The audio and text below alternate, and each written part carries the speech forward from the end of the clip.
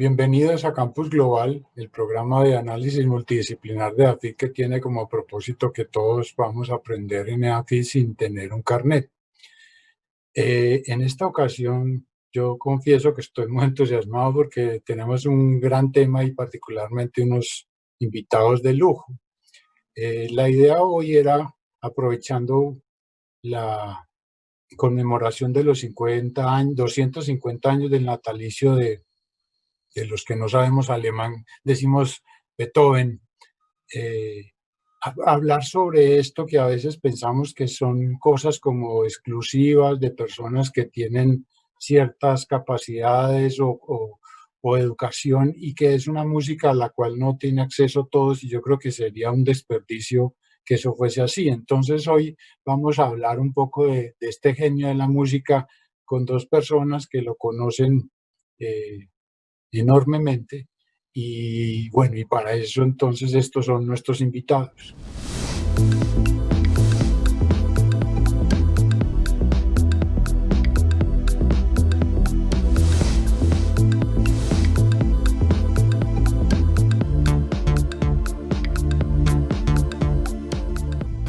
Por educación debería empezar con la maestra Blanca, pero por pedagogía del programa voy a empezar con el maestro Gustavo.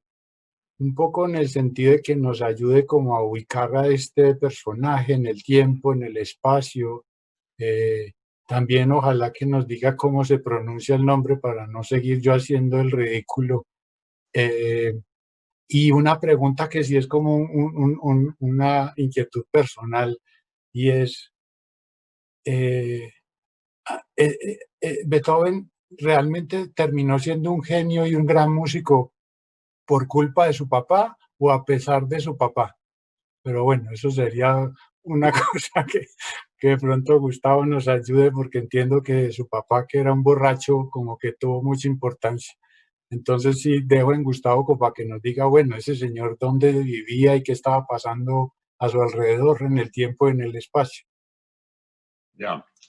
El maestro Ludwig van Beethoven, o sea, si hacemos algo simpático, eso traduciría como Luis, el de los campos de remolacha. Ok.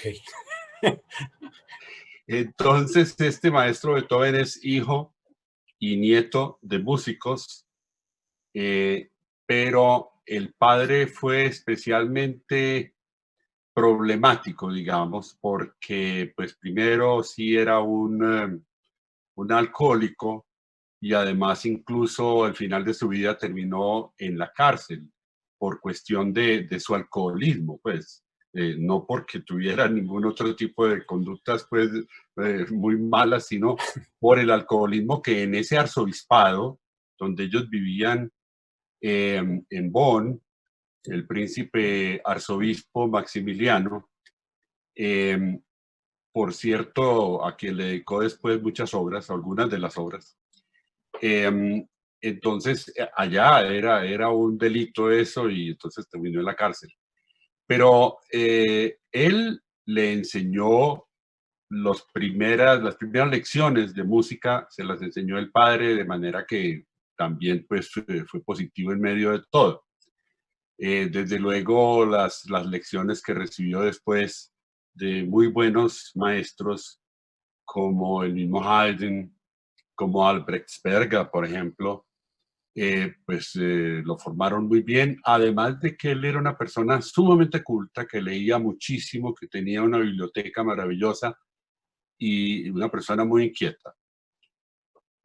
Lo tenemos que ubicar en un momento muy especial, digámoslo primero históricamente, que es ese momento que va primero como entre la Ilustración y luego la Revolución Francesa y las acciones y reacciones que eso provocó en el resto de Europa a favor o en contra, desde luego mucho más en contra, porque todos los reyes, condes, viscondes, etcétera, todos los nobles que había, pues obviamente estaban en contra de la revolución. Y entonces ese es el ambiente, es un ambiente el máximo autoritarismo concentrado en los nobles y un ambiente de cambio muy, muy profundo, además de ese humanismo y esos conocimientos y ese racionalismo que había nacido con el movimiento de la enciclopedia o la ilustración. Estamos hablando, perdón, Gustavo, de finales del 18 y principios del 19. Exactamente. Ok.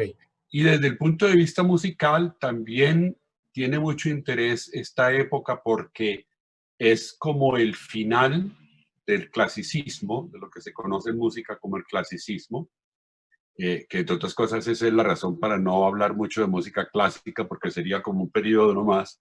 Ajá. Y luego el surgimiento del romanticismo. Y eso es muy importante porque él fue un factor muy necesario para que se creara ese movimiento nuevo del romanticismo, sobre todo en materia de la música. Esa es como la ubicación del maestro que fue en su a propósito, vamos a hablar de pronto más adelante de los 3 periodos de su historia, de su vida. Y entonces el primer periodo está más ligado precisamente al clasicismo y a esa especie de seguimiento que él hizo de la estética de los maestros grandes del clasicismo, que son desde luego Haydn y Mozart. Y luego él ayuda a crear el romanticismo muy cercanamente rodeado por grandes compositores como Schubert, también situado en Viena. ¿Sí? Sí. Una pregunta, Gustavo. Yo estoy haciendo el papel del ignorante y no me cuesta nada porque no estoy fingiendo, soy ignorante. Pero, y sé que es muy difícil pedirle a alguien que en poquitas palabras diga, pero ¿qué significaría para una persona así como yo que no sabe mucho del asunto?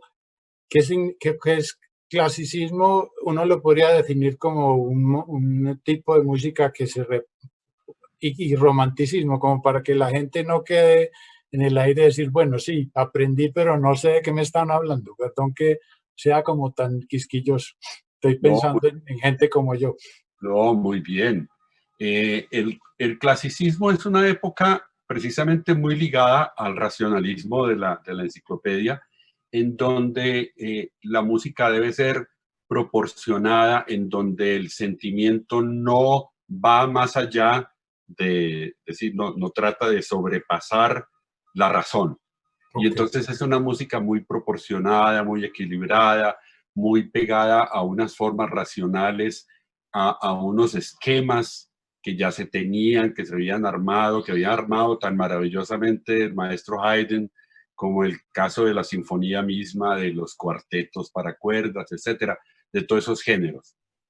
Eh, el genio de Mozart, que era un poco diferente al de Haydn, eh, inclusive diríamos que Mozart está un poquito ligado a aquello de Hegel de tesis más antítesis igual síntesis. Sí, entonces esa proporcionalidad, esa tranquilidad, y eso no significa que los maestros Haydn y Mozart pues, no hubieran compuesto algunas obras en donde de pronto la pasión sale también, ¿no? Pero los románticos entonces están en el espíritu de Nietzsche, de Schopenhauer, y entonces ellos están viendo la urgencia de que el sentimiento, la pasión deben estar por encima, deben sobresalir. Y eso va a pasar no solamente, desde luego, en la música, también va a pasar de alguna manera en la literatura, en la pintura, etcétera. Por ejemplo, eh, la palabra romanticismo viene de roman o roman en inglés, es decir, de novela. Como quien dice, así como la ciencia era como la base del clasicismo, pues la literatura va a ser la base del romanticismo incluso para la música. Tanto que por eso los poetas aquí van a ser muy importantes, no solamente en la vida de Beethoven, sino desde luego en Schubert, en Schumann, en Brahms, en todos los demás románticos. Eh, no sé si eso responde sí, la sí, pregunta sí, tuya y lo que gracias, quiera Gustavo. añadir la maestra Blanca también. No, sí, no, no, no, súper, súper, mejor dicho, no se puede. Sí, quería eso porque a veces uno que no sabe de pronto se pierde. Pero entonces, según lo que entiendo, en el romanticismo sale más como el humano por dentro y menos como el formato muy establecido. Y por eso Gustavo, el maestro Gustavo dice que hay tanta asociación con la poesía. Bueno, entiendo que Gustavo, el maestro, también ha escrito mucho sobre poetas nacionales, locales, ha escrito obras asociadas a poetas y tal vez entonces por eso lo entiende mejor que otros. Eh, yo voy a estar saltando entre Gustavo y la maestra Blanca eh, porque creo que es interesante. La maestra tiene dentro de muchas de sus virtudes, y lo digo porque tuve un alumno de ustedes también y mío, que siempre habla maravillas de la maestra y no es gratis. Y él no lo hace porque le paguen, sino porque lo siente. Eh, ha tenido, y yo digo que el privilegio, pero también la responsabilidad, como tal vez pocos en el mundo, de tocar.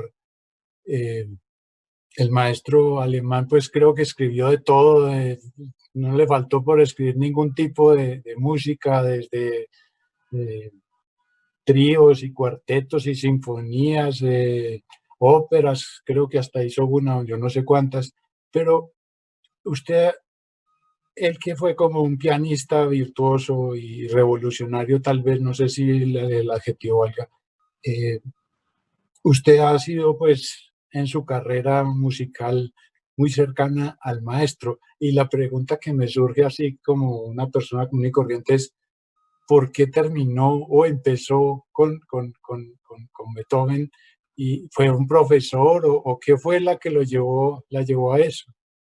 Sí, yo creo que es una mezcla de muchas cosas, porque siempre los profesores desde chiquita le daban a uno una sonata de Beethoven, eso es parte del repertorio que todos tenemos que aprender.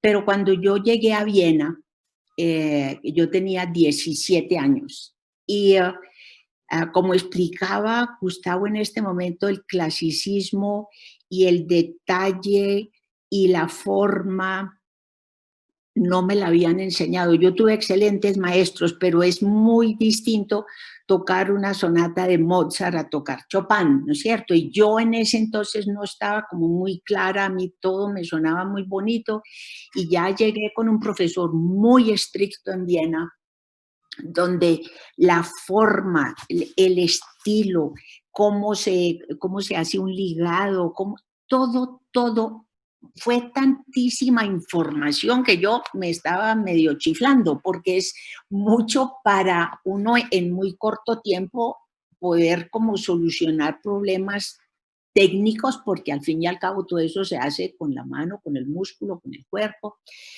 Y fue una experiencia horrorosa. La sonata de Beethoven que estudié con él, a él no le gustaba nada, yo estudiaba, todo me salía espantoso.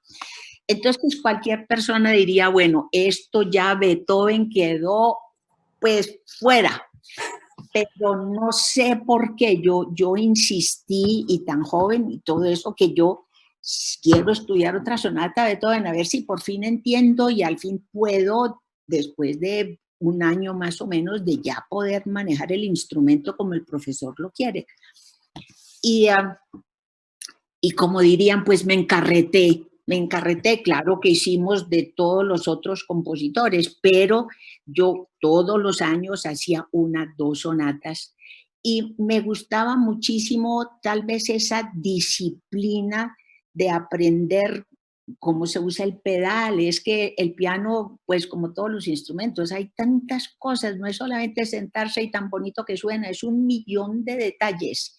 Y entonces fue como un reto, pero sin embargo yo seguía haciendo otros, pues, otros compositores, pero había algo, y todavía lo hay, que yo me siento a estudiar Beethoven y es como que me concentro de una manera, sí, me concentro más, se me pasan las horas.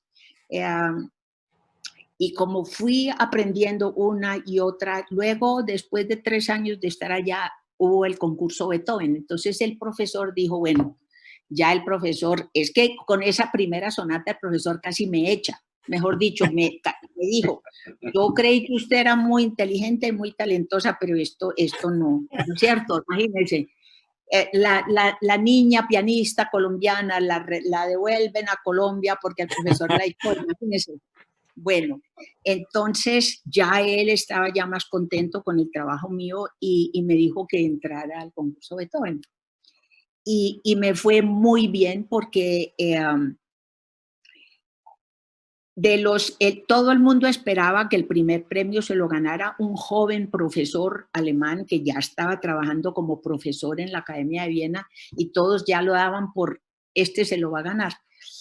¿Qué pasó? Que él no tocó muy bien la última ronda, entonces resolvieron que no daban el primer premio. Entonces, él ganó el segundo premio y yo gané el tercer premio. Y eso pues fue una cosa pues increíble, increíble, increíble. Y bueno, y seguí estudiando sonatas y seguí estudiando, como le digo, mucho, mucho repertorio, otro repertorio también, no me dediqué solamente a esto. Y poquito a poco sumando y sumando y sumando y sumando. Llegó un momento que ya tenía como 20 y pico sonatas, ya cuando yo tenía unos 35 años ya tenía, sí. Entonces un amigo, el hijo del gran maestro León de Greif, el hijo y Almar de Greif, que estaba trabajando en Colcultura, me dijo, estuvimos hablando de eso y se llegaba el año en el 77, que se celebraban los 150. Los 150 no, de la muerte, en el 27 al 77. Y entonces me sugirió que por qué no aprendía las otras. Me faltaban una o dos de las grandes. Y entonces, sí, al agua pato, como digo yo a mis alumnos, entonces me puse a estudiar, pero fue una experiencia maravillosa. Y estuve en Medellín, que pude estudiar aquí. Mi papá me mandaba, cuando yo estudiaba como 10 horas y llegaba la muchacha al piano con, ¿cómo es? Con esa cosa que le dan a uno chiquito para darle fuerza, como bacalao, yo no sé, pues ahí me... Emulsión de Scott. Emulsión de Scott. Para que yo tuviera más fuerza. Y yo estudiaba y estudiaba todo el día. Y le dije a un vecino, yo le dije, ay, qué pena, pues yo vivía en una casa, yo dije, qué pena, estoy estudiando todo el día, qué pena con ustedes. Y me dice él, más bueno para dormir. Yo no sabía si eso era un piropo o qué. Dijo, no, tranquila, más bueno para dormir. Y sí, fue una experiencia impresionante, pero sí, físicamente. Yo decía que la unión con Beethoven en esa época era tan grande que yo me acostaba con Beethoven. Y es porque yo estudiaba el piano todo el día, 8, 10 horas. Y por la noche en la cama con la partitura, memorizando, repasando, todo hasta que, bueno, y tuve la oportunidad de hacerla dos veces en Bogotá, una vez en Medellín, una vez en Estados Unidos. Y bueno, y todavía sigo tocando Beethoven, los conciertos, pero como digo, no es el único compositor. Hay algo en mí que me hace una persona muy feliz y es que lo que esté estudiando me gusta. Yo toco mucha música romántica, me gusta mucho Chopin, toqué muchísimo y toco música española, que ahí es donde yo creo que yo debí ser una del harén, pero de las importantes. Cuando estaba en Granada. Cuando fui a Granada y yo fui al patio Lindaraja y eso me dio una cosa, yo dije, claro, aquí estuve yo antes, pero yo era de las importantes, sí, porque... No era segundona. Okay. No, Entonces, esa es la historia en pocas palabras de las sonatas de Beethoven y de los conciertos, porque también toqué los 5 conciertos. 5. Una pregunta, porque las preguntas van saliendo como a partir de la conversación. Yo tengo entendido que la música, particularmente de piano, del maestro era muy complicada de tocar. Incluso decían algunos que era intocable y que después tal vez Liszt, si no estoy mal, como que dijo, mire, esto sí se puede tocar.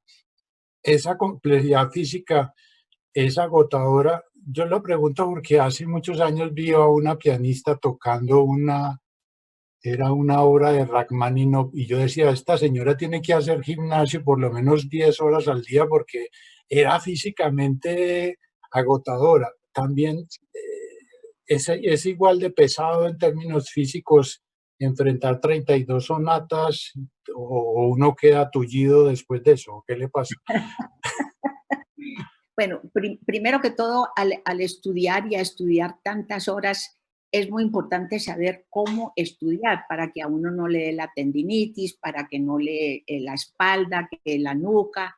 Yo creo que a mí la nuca sí, por tal vez no estar bien sentada. Yo tengo un sobrino ¿qué? ¿Cómo se llama? Ortopedista, y dice Ajá. que yo soy tan musical que la columna mía, esta de acá, ¿cuál es? La de acá arriba, que la Cervical. tengo, Los cervicales. la tengo como una clave de sol, que da las vueltas.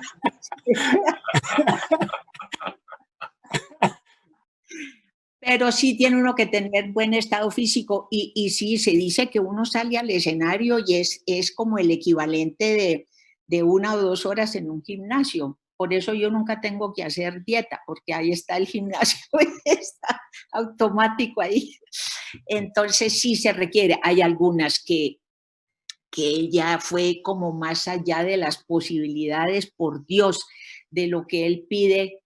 Él nunca estuvo contento con su instrumento, él lo llamaba el clavicémbalo horribilis, pues él no, nunca quedó satisfecho porque él en su mente tenía unas cosas muy grandes y algunas de las sonatas son muy difíciles y largas y algunas de las obras, hay una sonata de 40 minutos, hay unas variaciones de 55 minutos. Entonces, sí, pero se requiere que uno sepa manejar el cuerpo muy bien para poder estudiar 8 horas sin que se haga daño. ¿Sí? Y él sí explotó, él quería otro instrumento. Y siquiera no lo encontró porque si no, no lo habríamos podido. Sí, pero él molestó mucho, por ejemplo, a Steiner para Sí, que mejorara el instrumento y le dijo en qué tenía que mejorar. Sí. sí, sí. Y es curioso porque él era sordo, pero era lo que él tenía en su mente y lo que él intelectualmente y aquí el cerebro, lo que él oía y lo que él quería transmitir, ¿no es cierto? Y digo yo que siquiera no le descubrieron un instrumento mejor porque si no habría sido más difícil. Ah, bueno. Eso es interesantísimo.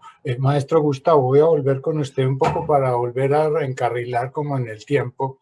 Usted mencionó como de 3 momentos de su obra Sí.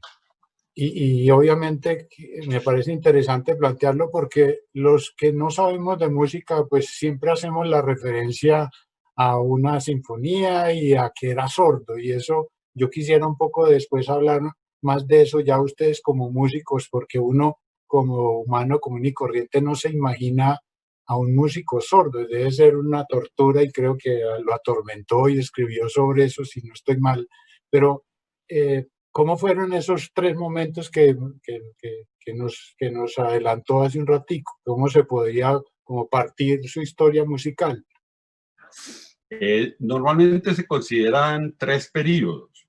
Uno que va desde su infancia y su formación y además su relación con Mozart y Haydn desde el punto de vista musical, que sería desde su nacimiento, hasta 1802. Allí, en esa época, escribió, por ejemplo, 6 cuartetos, escribió 2 sinfonías, 2 conciertos para piano y otras obras, otras muchas obras. La segunda etapa está considerada entre 1803 y 1814, que es justamente el momento, en 1803, cuando empieza a quedarse sordo. Que entre otras cosas se dice que se debe a que por alguna razón, tal vez por el agua que consumía, estaba cogiendo mucho plomo. Ya. Y parece que el plomo le causó muchos de sus problemas de salud, no solamente la sordera. Allí compuso las sinfonías entre la tercera y la octava, nada menos. Conciertos para piano del tercero al quinto. Compuso nada menos que Fidelio, la ópera. La misa latina, que es la misa alterna pues a la misa solemnis. 5 cuartetos, muy buena parte de los conciertos también para violín, y el triple concierto también, que es para violín, violonchelo, piano y orquesta. Y la tercera etapa es de 1815 hasta su muerte. A propósito, me faltaba decir que la segunda etapa también se conoce con el nombre de etapa heroica, porque es la época en que precisamente por la tragedia de la sordera para un músico, de la que dio razón muy hermosamente, en manera literaria, muy bellamente escrito, el famoso testamento de Heiligenstadt. En ese sitio, seguramente la maestra Blanca estuvo, yo también estuve en esa casa de Heiligenstadt, mirando el testamento ese donde él dice que es que la gente dice que yo soy mal geniado, pero ¿qué quieren? Yo soy un músico sordo. Sí, ¿no? Esa es la idea. Tenía razón. Sí, pues. Entonces, esa es una época, es la época de sonatas tan tremendas como la Waldstein, la Passionata, la Kreutzer. Y en 1815 entonces entra en una etapa que se conoce como de la expresión personal, es decir, me libro de todas las influencias, no pienso en nadie sino en mí, además estoy sordo y estoy aislado, y es la época en que escribe nada más y nada menos que la 9ª sinfonía, la gran sinfonía coral con el texto de la Oda a la Alegría de Schiller, y la Misa Solemnis, que es una obra gigantesca. Y fuera de eso, sí, las últimas 5 sonatas para piano, que también son terriblemente difíciles, sino que lo diga la maestra, donde está la Hammerklavier, por ejemplo. O sea, la del piano de martillos, que es lo que significa Hammerklavier. Fuera de eso, sus últimos 5 cuartetos para cuerdas, que son verdaderamente sublimes y que son muy revolucionarios desde el punto de vista formal, ¿no? Es decir, hay un cuarteto de esos que tiene 7 movimientos, cuando lo normal era que tuvieran 3, 4 movimientos, y tiene 7 movimientos. Y en uno de ellos escribió La Gran Fuga. Después la separó de ahí porque le pidieron que la pusiera aparte, porque es una obra que hay que medírsele solamente a ella, ¿no? Entonces, esas son las 3 épocas en las que suele dividirse, en las cuales podríamos decir que la primera es la clásica y la segunda y la tercera son las románticas. Ya. Y una pregunta, porque sobre todo por lo que me dice el maestro en esa última parte, que era como más lo que uno le ha leído es que él era un hombre con un genio, era un genio, pero también tenía un geniecito como complicado. Era al parecer muy mal vecino, cambiaba de casa todo el tiempo porque o él no se aguantaba a los vecinos o viceversa. Era complicado de mantener, de manejar.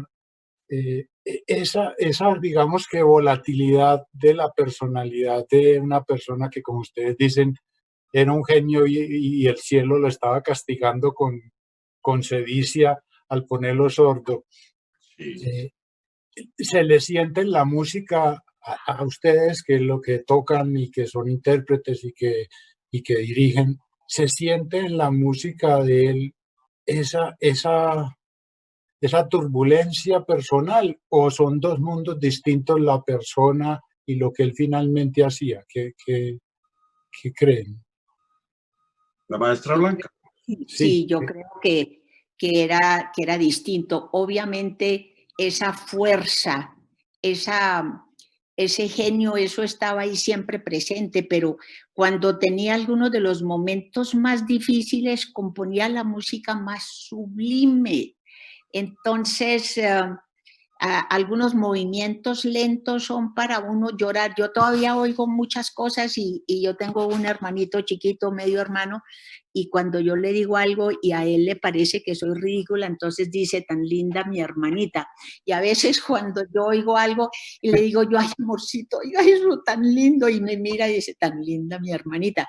Pero sí, me conmueve y uno dice, ¿cómo es posible que una persona sorda, por favor, ¿no es cierto? Yo creo que el genio tenía mucho que ver con eso, como esa derrota de no poder oír, pero aquí adentro en el cerebro, sí, obviamente oía, porque no hay una nota mal puesta en las obras tan complicadas como las de la última época, la sonata Hammerklavier que decía el maestro Gustavo. El cuarto movimiento es una fuga que en ese entonces no la tocaba nadie. Decían, este señor ya está loco completamente, pero al mismo tiempo unos movimientos sublimes, sublimes. Y tenía problemas con la cuñada, porque él insistía en quedarse con el hijo, y eso fue unas guerras con esta señora. Y mientras tanto, sí, componía algunos de los cuartetos. Sí, se siente la fuerza interior, digo yo, pero no decir, no, pues está loco, mire, claro, cómo está componiendo esto como un loco. No, no. Sí, sí. A ver, maestro, ¿qué opinas? No, de acuerdo con eso. Es que la verdad es que los compositores muchas veces cuando estaban en sus momentos más duros, resultaban haciendo las cosas más bellas. Era como una sublimación del sufrimiento, ¿no? Sí. Eso se ve mucho en él. Y sin embargo, sí hay unas obras en donde es un poquito más tranquilo, digamos las sinfonías pares. Es muy simpático ese detalle, ¿no? Las sinfonías pares, la segunda, la cuarta, la sexta, la octava, son obras que no son así explosivas, ni nada de eso, ni heroicas, no. Son obras inclusive con humor. Yo me acuerdo el segundo movimiento de la octava, por ejemplo, que es dedicado al señor que inventó el metrónomo, a Meltzer. Entonces, hace primero una canción sobre el metrónomo, como el metrónomo suena así como un reloj, ¿no? Bum, tum, tum, tum, tum, tum. Entonces, primero pone los instrumentos a imitar eso con mucho humor, y luego pues viene la melodía que construye sobre eso, que es la canción que él hizo, que dice mi querido Meltzer, ¿no? I live in Meltzer. Entonces, ve uno que esas sinfonías pares, yo no sé si él fue que se puso de acuerdo consigo mismo en que las pares fueran así, no, yo no creo, debe ser que le resultó, o que después de una en donde botaba mucha energía, pues la próxima reposaba un poquito. Y la más seria de todas esas sinfonías, pues viene a ser, para mi entender, la pastoral, la sexta, ¿no? De las pares. Y esa sinfonía está llena de amabilidad, de pintura de la naturaleza, como una cosa tan bella, ¿no? Como pastoral, como se llama la sinfonía, ¿no? Pastoral, y lo único que estalla es la tempestad, pero incluso cuando estalla la tempestad tiene un carácter un poquito humorístico, ¿no? En cambio, la quinta, ¿cierto? La tercera, pues la heroica, la que le dedicó a Napoleón y luego le borró la dedicatoria cuando se coronó emperador, que pasó de ese carácter que él admiraba tanto, que era el republicano, ¿cierto? Y se volvió amigo de los nobles, y no solo es amigo de los nobles, sino noble él mismo y emperador, Entonces parece que tachó con el pie, con el zapato, la primera página de la sinfonía, la dedicatoria que le había hecho Napoleón. Bueno, entonces se puede decir que los compositores tenían la posibilidad, y muy especialmente Beethoven con esa tragedia de la sordera, tenían la posibilidad de aislarse de eso, sublimar su inspiración y hacer cualquier cosa que quisieran pintar.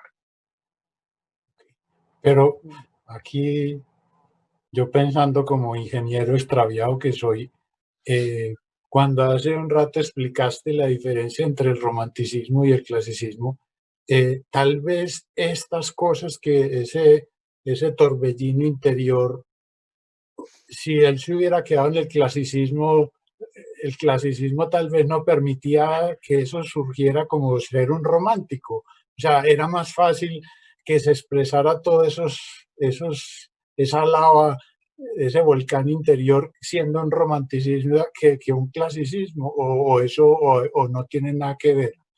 Pues si uno mira las obras de Mozart, por ejemplo, que todavía estaba encuadrado dizque en el clasicismo, y uno oye la ópera Don Giovanni, ¿cierto? Don Juan, el burlador de Sevilla, y entonces uno dice, caramba, y hay momentos en donde se sale también de la ropa, como dice la gente, ¿no? Ya. Es decir, un clásico también podía hacer eso. Lo que pasa es que en el romanticismo es más natural. Okay. Esa expresión desaforada es más natural en el romanticismo. En el otro se vuelve un movimiento excepcional, ¿no? Okay. Sí, pero está también Mozart cuando estaba sufriendo en sus últimos días, que compuso la flauta mágica.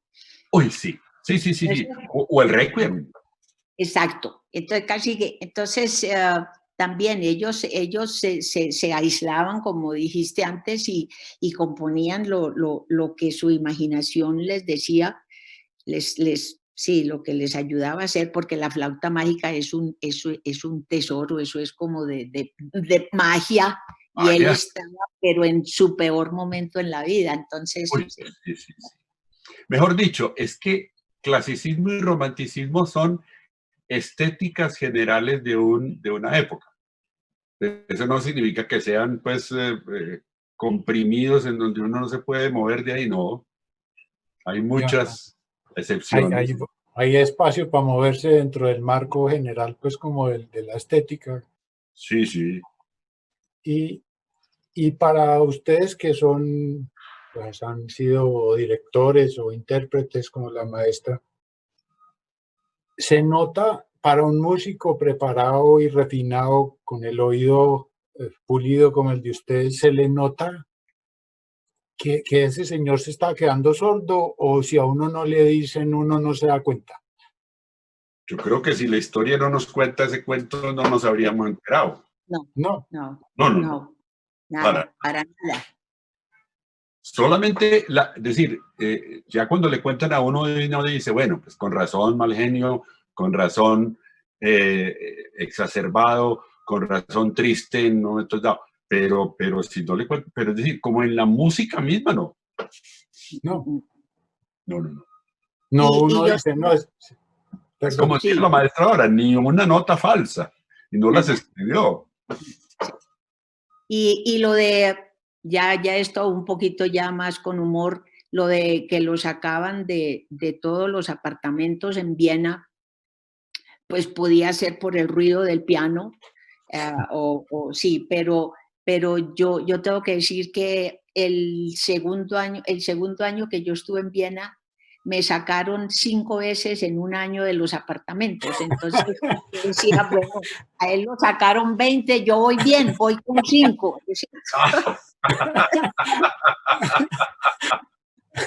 Sí. Lo que pasa es que con Beethoven sí, en todas las casas decía, aquí vivió Beethoven, y después otra, aquí vivió Beethoven. De mí sí no hay ninguna placa. Pero un detalle simpático, no sé si tú conociste yo entré alguna vez en Salzburgo, volviendo a hablar de Mozart, entré a una farmacia y yo vi un letrero en donde aparecía el nombre Mozart grandísimo, y dije yo, esta farmacia es moderna, pues, que me acerqué a leer la placa y decía, claro, la letra pequeña y Mozart grande, decía, en este sitio jamás estuvo Mozart.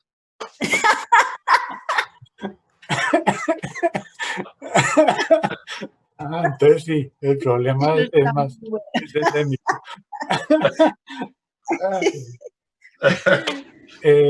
Una pregunta de alguien así como yo que no sabe. Cuando uno oye el romanticismo y tú decías ahora que se asocia con el término de novela y eso, eh, alguien que es capaz de expresar como esos sentimientos de esa forma tan hermosa y a veces tan como épica, porque esa es como una palabra que uno ve mucho en las representaciones de su obra, eh, pero uno asocia al romántico como un hombre eh, que en el tema del amor aparentemente muy exitoso, y entiendo que le fue muy mal en eso. eh, Se enamoraba mucho, pero así como se enamoraba, lo botaban fácil. ¿Eso para un músico y particularmente en él se le siente o eso ya son cosas muy sutiles que no se transmiten en la música? ¿Qué dice la maestra? Sí, no, yo creo que no se siente. Eso también es porque uno lo aprende por lo que lo lee en los libros y hay tanta cosa, yo creo que también hay tanta cosa inventada, pero sí él se enamoraba y a veces mujeres de la alta sociedad, obviamente que no se iban a casar con un músico que no, eso desafortunadamente en esa época con mayor razón se casaban, pero con gente de la corte, ¿no es cierto? Y él se enamoraba de esas mujeres así. Ahora hay algo que sí están descubriendo, la famosa, le escribió una carta a la amada inmortal, y entonces para saber quién era, uh, y, uh, pero, pero no, si yo no hubiera leído, pues no, por otro lado, cuando uno habla de Bach, que yo me río mucho porque un gran pianista, Andras Schiff, habla mucho sobre Bach, y Bach tuvo 21 hijos. Opa. Y entonces él decía, pero ¿cómo pudo Bach trabajar y hacer estas obras tan hermosas? Él tenía que tener un estudio separado en su casa para trabajar. Mentiras, que estaba con los 21 hijos todos montados encima de él todo el tiempo. ¿Y quién va a saber también lo mismo? La misa en si menor, que todas las pasiones y todo eso. Tenía 21 hijos, 2 mujeres, 2 esposas y eso, esa casa se ve que era el desastre y más precisión y más perfección. Perfección no la hay, con 21 hijos todos ahí corriendo por la casa. Más los alumnos. Exacto. Los alumnos vivían con los compositores de los que eran estudiantes. ¿No? Era la época de la formación a través del maestro, el taller del maestro. No existían los conservatorios todavía, eso es importante recordarlo, que los conservatorios, el primer conservatorio es el de Leipzig con Mendelssohn, después de Beethoven. O sea, ellos tenían que tener cuidado en la casa también de los estudiantes. Cosa de locos. Un gentío. A veces uno oye, por ejemplo, en el caso de la pintura, que los maestros que empiezan a enseñar empiezan como a generar clones. Dice, este pinta igualito al profesor. Yo no sé si, y es curiosidad, en la música, el maestro Beethoven generó como una ola de gente parecida o fue un fenómeno como él aislado y no hubo como clones después. Porque a veces pasa eso, como que la música dice, no, este señor partió la música de él para atrás, hacía la música distinto y después otra cosa. Él no generó ese impacto o la música no tiene como un corte en su obra, no es él como el causante de un hito que diga la música se parte de aquí para allá, no no tiene ese reflejo como en el tiempo. No, sí. Lo que pasa es que, digamos, después de Beethoven, los compositores que siguieron no podían no imitarlo. Pues eso era casi imposible. Entonces, uno con semejante genio atrás, pues ya no puede volver a escribir como se escribía antes de Beethoven. Ya tiene que tener en cuenta que está ese hito ahí. Entonces, eso es imposible. Todos, de alguna manera, sintieron ese influjo. Unos como, digamos, como su mentor intelectual y espiritual, como el caso de Brahms. Es decir, Wagner con un poquito de mala leche peleando contra Brahms, decía que la primera sinfonía de Brahms era la 10ª de Beethoven, ¿no? Inclusive cuando le contaron Brahms, dijo, pues cualquier bobo se da cuenta de eso.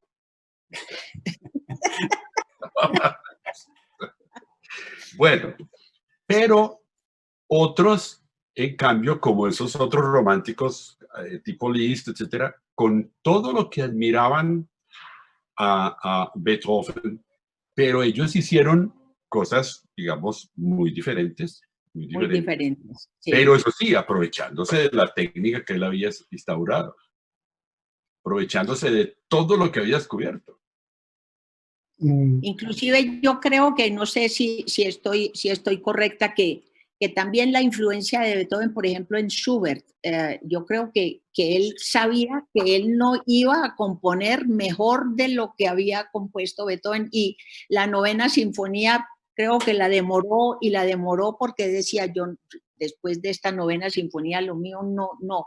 Entonces, no solamente el amor y la reverencia y el respeto, pero también un poquito, se imaginan uno, por Dios, como músico, compositor, estar después de Beethoven, yo creo que debió paralizar a algunos. Sí, oh, claro. Sí, influenció a unos y a los otros los dejó aplastados, hasta que tuvieron que coger como por otro lado, ¿verdad? Otro lado, sí. Sí. El caso de Schubert, además, es muy buen ejemplo, porque él, con todo lo que amaba y admiraba a Beethoven, pero era un compositor muy distinto, y de alguna manera Beethoven lo dijo.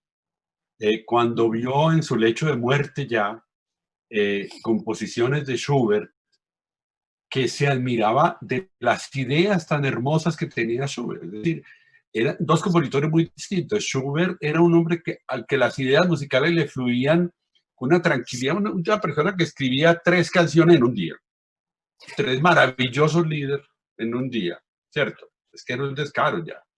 Sí, y entonces Beethoven se aterraba de cómo le fluían las ideas musicales a este señor. Pero Beethoven era muy distinto. Él perseguía las ideas, él tenía una libretica y andaba por el campo apuntando la idea que se le ocurría, porque es que no se le ocurrían muchas ideas. Entonces atesoraba, pero le daban una cosita así, y ese señor hacía una arquitectura, ¿cierto? Construía algo con nada. Sí. Es que cuando uno piensa cuál es el tema del primer movimiento de la 5ª sinfonía, ta, ta, ta, ta, por favor, eso es nada, eso es muy chiquito. Un timbre. No, sí, un timbre. No diga más, ¿cierto? Y lo que hace, lo que construye con esas 4 noticas, eso es una cosa de locos. Entonces, son compositores muy diferentes. El uno es un compositor lleno de ideas, el otro es un compositor que es un señor arquitecto de la forma, de la expresión, de la variación, del tratamiento de los temas, de la variación de los temas, de la transformación de los temas. Era una cosa increíble. Son 2 compositores completamente distintos, pero genios. Es que pensemos en que Schubert muere de 31 años. Uy. Y compuso 9 sinfonías, no sé cuántas sonatas para piano, 550 canciones, misas, mejor dicho. ¿A qué horas? Sí. ¿A qué horas? Sí. Ni siquiera los reggaetoneros, que no se tienen que esforzar mucho, son tan prolíficos. Sí.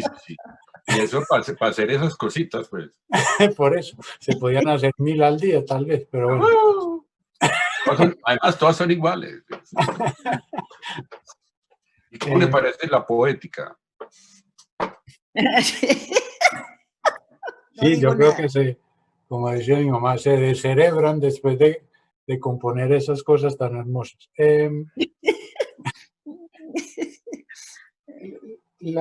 Ahorita que estamos hablando, y el maestro Gustavo hablaba de la inspiración, y mencionó al principio de su intervención como ese vínculo con la poesía, con los poetas románticos.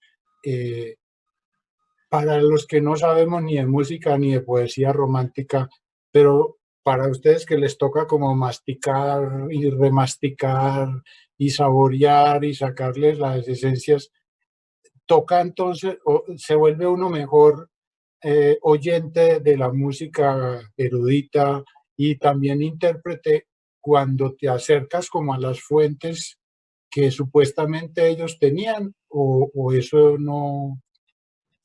Mejor dicho, habría que leer poesía romántica para entender mejor a Beethoven, ¿o no? Pues sería muy bonito hacerlo, pero tengo que confesar que yo cuando estuve en Viena y que estaba estudiando, no, yo no. Pero lo que sí aprendí cuando estaba en Viena, cosa que yo a los 17 años no había tenido contacto, es de la canción, del Lied que componían los compositores y cómo usaban la poesía. Entonces ahí cuando uno como pianista, que uno acompaña, toca el piano para una cantante, y en ese entonces, y me encanta mencionar cada vez que puedo, que en Viena había una soprano antioqueña, Lía Montoya, con una voz absolutamente maravillosa, y estaba teniendo mucho éxito y siguió teniendo mucho éxito en Europa y se quedó allá. Y entonces, a través de mi amistad con ella, yo le acompañaba lo que ella estaba cantando, y es por primera vez, afortunadamente joven, tenía 17, 18 años, de oír aquellos textos que yo ya cuando podía entender el alemán, tan hermosos, y qué hacen los compositores para transmitir lo que el cantante está diciendo con la poesía, que el piano pueda hacerlo con los colores, si hablan de la muerte, qué sonido le tengo que sacar, el amor, pastoral. Es un mundo absolutamente maravilloso, que yo tal vez no me habría, pues hasta ese momento, pues estaba muy joven, no tenía la menor idea pues de esa conexión. Y ya Beethoven hizo canciones también, pero ya más Schubert, pues el genio, Schumann, Brahms, y ya después muchos compositores. Entonces, muy bonito. Mozart, varias canciones. Entonces, ahí es donde uno ve esa conexión de la música con la poesía. Sí. ¿Y tú, Gustavo? No, es que yo creo, y la maestra Blanca es un muy buen ejemplo de eso, es los mejores músicos que yo conozco son gente interesada también en las demás artes, para no hablar de las ciencias y demás, pero concretamente las demás artes. Recordemos Mendelssohn, el pintor que era, ¿cierto? Por Dios, por Dios. Maravilla, Sí. pintor que era. Inclusive ¿Puedo muchos... chicanear? ¿Te puedo interrumpir para chicanear? Claro, por favor. Sí, porque yo tengo un facsímil de 13 pinturas de Mendelssohn, que los conseguí en Nueva York, y aquí están en mi casa. Y a mí, pues hablando ya aquí en familia, Mendelssohn me da rabia, porque compositor, pianista, violinista, escritor, pintor, y con dinero, no hay derecho. Es abusivo. No, y fuera de eso, sí, nieto del gran filósofo Moses Mendelssohn, Sí. e hijo del banquero, pues es que estaba donde era. Perdón que te interrumpí, No. sí. No, sí, pero realmente los músicos mejores que he conocido en mi vida son gente interesada en todas las demás artes. Y eso es fabuloso porque de verdad solamente así se llega a gozar las cosas integralmente. Es que, por ejemplo, la amistad de él con Goethe, porque él anduvo mucho con Goethe y no tanto amistad, era en una relación pues muy distinta, más bien de conocimiento y de conocimiento de la obra, con el caso de Schiller, del que saca el texto pues, del Oda de la Alegría para la 9ª Sinfonía. Y lo que apuntaba al principio, que él tenía una biblioteca maravillosa en donde había sobre todo literatura, obviamente. Sí, no solamente eso, había mucha filosofía, por ejemplo, también. Pero tenía lo mejor de la literatura y no solo alemana, sino que leía en italiano, leía en francés y en inglés también. De hecho, tiene canciones, muchas canciones, más de 100 canciones en inglés de su primera época, que además es muy interesante anotarlo porque es una época en donde él, las obras que escribió en su niñez y en su juventud, le parecían que indignas de él y entonces están metidas en un catálogo que se llama WOO, que es Werke ohne Opus, obras sin opus, o sea que él no las quiso ni catalogar. Y en esas, ahí hay 100 canciones escritas en inglés, ¿no? ¿Qué tal? Y No unas sabía cuantas eso. en francés e italiano. Okay. Qué maravilla. Bueno, y esto ha sido muy delicioso, digámoslo así, pero y cuando sucede esto, el tiempo corre mucho y este programa no tiene la duración de una ópera de Wagner. Entonces, yo quería como ir terminando, pero también si quieren agregar algo con gusto, pero quisiera finalmente de mi parte plantear una inquietud y es, ¿qué mensaje le darían a ustedes a una persona común y corriente que dirían, no, pero es que si yo no sé poesía, eso es inaccesible, si yo no conozco Europa, yo no entiendo eso, si yo no he ido a Viena, esa música no es para mí? Serían dos preguntas, es, ¿qué se pierde un terrícola, digámoslo así, si no se da la oportunidad de oír al maestro? ¿Y qué va a obtener ustedes en su experiencia? ¿Qué creen que una persona va a ganarse intentando por lo menos oír? Y también en esa misma como idea o línea, para los que no sabemos que por lo menos dos piezas o obras que ustedes le digan, vea, empiece por aquí, no se vaya a morir sin darse esa oportunidad. Sé que es una pregunta muy complicada, pero bueno, ¿para qué aceptaron la invitación? Ya está muy tarde de quitarse. ¿Qué sienten eso? ¿Qué creen ustedes que la persona va a tener? Así no sea erudito, oculto, como a veces le dicen a esa música, que creo que también, creo que no se debe decir música culta tampoco.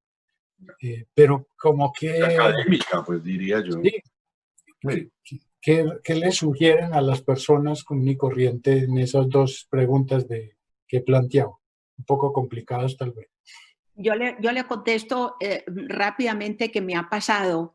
Y yo una vez en Cali, específicamente porque no se me olvida, estaba un guardia en la puerta y yo me quedé estudiando, ya habían cerrado el teatro, pero él se quedó para que yo me quedara estudiando en el piano.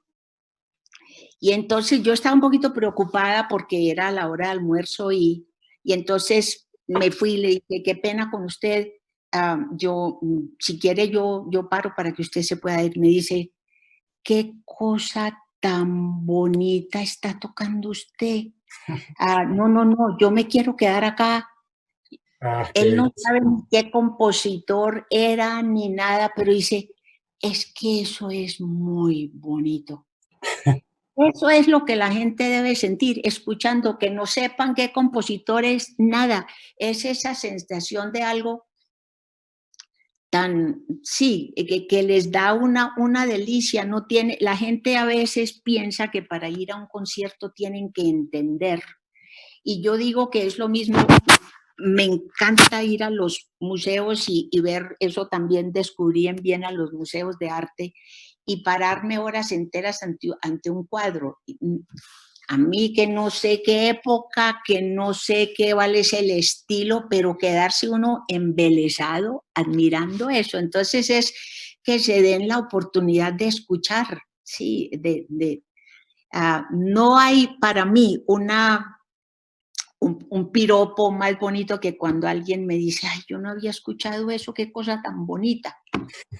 Para eso es que trabajamos, ¿no es cierto? Y entonces, y cómo empezar, eso lo dejo a Gustavo que sugiera con qué se debe empezar. Pero fíjese, por ejemplo, hay una obra de Beethoven, la Sonata Claro de Luna. Sí, Todo el mundo la reconoce. Y es una sonata muy seria, empieza y la gente es fascinada. Cuando uno va a un teatro y toca eso de bis, cuando piden ñapa, ay, la gente inmediatamente hace esto. Todo el mundo, no pianista ni nada. Entonces, es escuchar, ¿no es cierto? El mismo, el tema de la novena sinfonía, eso lo canta todo el mundo, lo tocan todos los niños, ¿no es cierto? Entonces es escuchar y darse esa oportunidad, abrir aquí y gozar. yo Sí, que diría tú. que las sinfonías quinta, séptima y novena, Sí. pero aún la tercera, la heroica, eso también le encanta a la gente. Entonces, en las sinfonías hay esas posibilidades. En las canciones, por ejemplo, yo diría que la persona que oiga Adelaide, la canción que le hizo a Adelaida, esa hermosísima canción que gusta de primera entrada.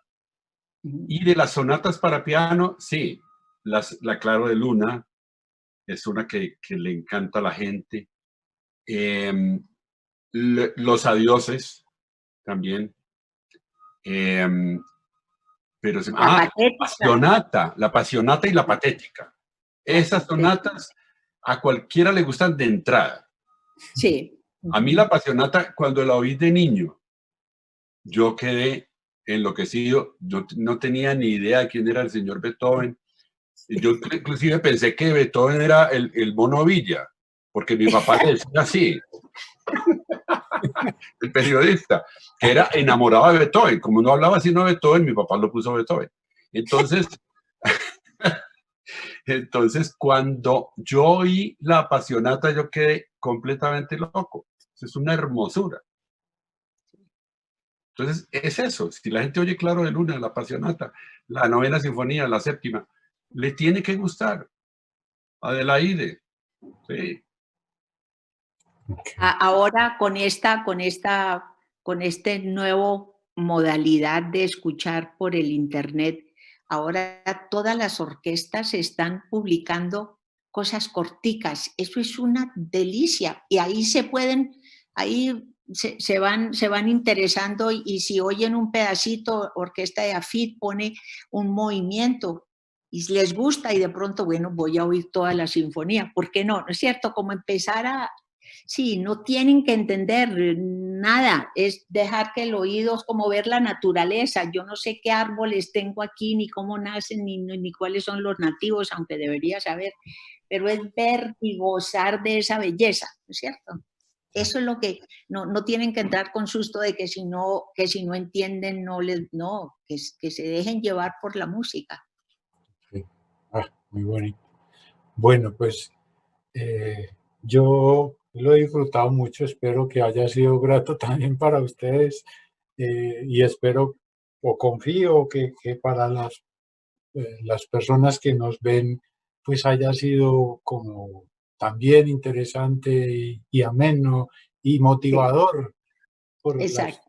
lo que acaban de decir para, como dije, darse esa oportunidad y darnos esa oportunidad de no, de no desperdiciar lo que gente excepcional hace, que sería una estupidez Ujú. no hacerlo. Bueno, pues de mi parte, muchísimas gracias. Les agradezco mucho su participación, la pasión de sus intervenciones que se les nota. No, gracias a usted. Me disculpa la demora, pero yo estuve muy entretenida. Gustavo, como siempre, escuchando oír a Gustavo, es una delicia. Siempre aprender. Gracias, Blanquita. Muchas gracias a todos porque de verdad ha sido un rato muy agradable. Sí, muy lindo y para mí siempre tan hermoso, tan gratificante estar así sea virtualmente como en este caso con la maestra Blanca. Qué dicha. De mi parte hoy quedo muy satisfecho de que creo que sí estamos dando luces o por lo menos diciendo dónde hay bombillos que hay que prender. De nuevo gracias y bueno, para todos también espero que disfruten el programa como nosotros y nos vemos en el próximo programa de Campus Global.